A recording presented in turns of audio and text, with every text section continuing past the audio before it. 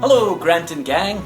Wow, it's like the sun is shining down on me here. Well, that's good because I'm going to tell you the story of the Chariot of the Sun today. Now, you might have noticed things have been changing of late. The days are getting longer. It's been sunnier, a bit warmer. The snow and the ice is gone. The ancient Greeks had a story that explains why the length of the day changed through the year. Why in the summer the days are longer and in the winter the days are shorter and it's colder. This is the story of Phaeton and the Chariot of the Sun. In the time of the ancient Greeks, the sun god Helios would take the sun in its golden chariot and hitch up his two fine horses, and then at dawn the gates of the sky would open and he would ride out on his chariot. The sun pulled behind him and the sun would cross over the sky through the day, and in the evening the gates of dusk would open and the sun would be taken through in the chariot with the horses and night would come. And the same thing happened every day, day after day. Helios would ride in his chariot and the journey would take the same length every day. It never ever changed.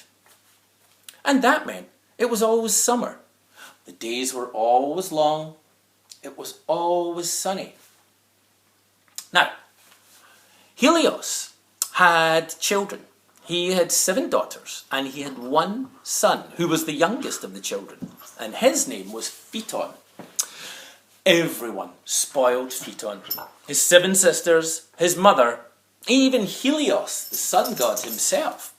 Oh, they thought little Phaeton was wonderful. Oh, Phaeton, he could do anything. He could do no wrong.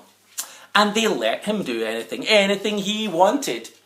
Mother, can I lie in bed all day? Of course, Phaeton. Mother, do I need to do schoolwork? Can I go and play? Of course, Phaeton. And he said to his sisters, can I have the last piece of cake? They all nodded. Of course, Phaeton. But one day, young Phaeton went to his father Helios and said, Father, can I drive the chariot of the sun across the sky? No, Phaeton, said his father for once. No, you are too young. In time, when you are older and bigger and stronger, I will teach you how to drive the chariot of the sun, but for now, no. Phaeton had never been told no before.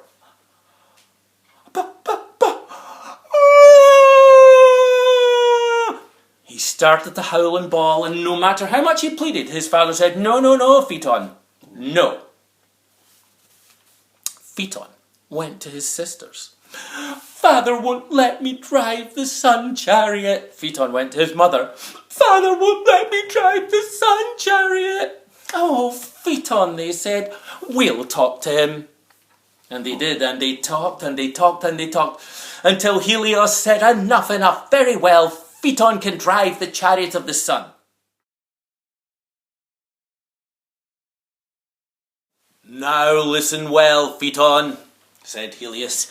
This is very important. Are you listening, boy? I am, Father, I am. You must take the reins, and you must hold them just so. Not too loose, or the horses will charge about all over the sky, and not too tight, or you will scare the horses, and they will rear and jump. Just so. Of course, and whatever you do, do not look down. Always look straight ahead, Phaeton.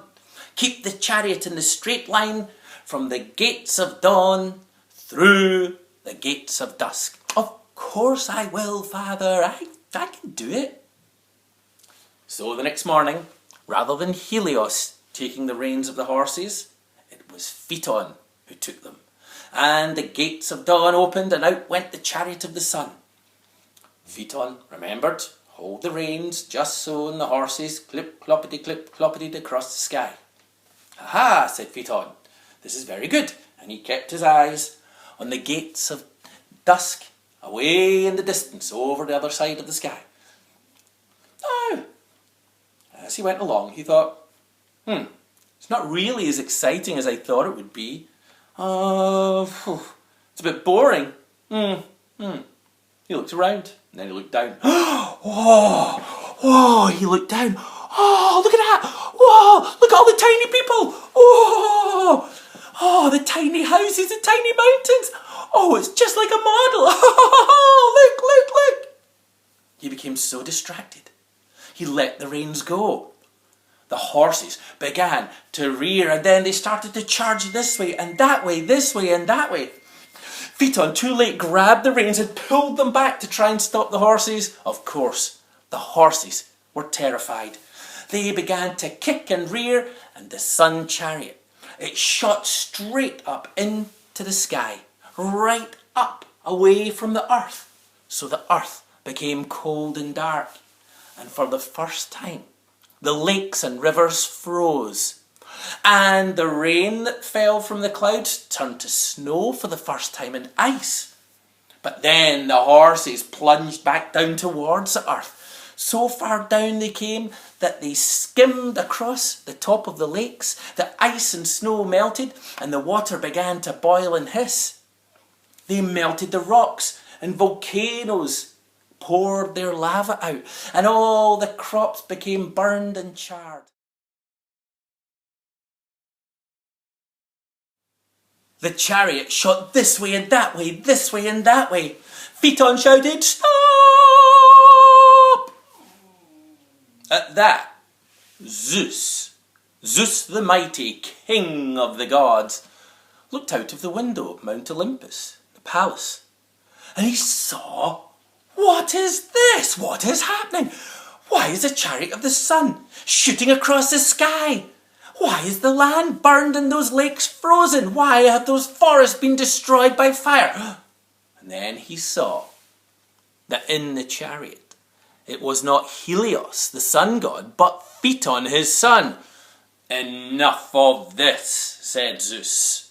And he took one of his lightning bolts and he threw it with all his might. The lightning bolt shot through the air and smacked Phaeton in the forehead. The boy tumbled from the chariot over and over and over and over and down into the sea and was gone. Helios, who had been hiding behind a great cloud, leapt into the chariot, took hold of the reins, and when the horses felt their master's hand, they calmed and they trotted back up into the sky and carried on their journey. But the damage had been done. For you see, the axle that joined the wheels had been broken. And as well as Helios mended it, it was never perfect. And so, from that time on, well, the chariot, when it crossed the sky, it would always veer off slightly to one side. It could never again go in a perfectly straight line. And that meant that in the summer, the days got longer and longer and longer and longer. But then the chariot would veer in the other direction. And the days would get shorter and shorter and colder and colder. And winter would come. And that story explains why the length of the day changes through the year and why we now have the seasons of spring, summer, autumn and winter. All because Helios let Phaeton drive the chariot of the sun. That's a story for now, Grant and gang. I'll be back with another soon. Bye for now, everyone. Bye.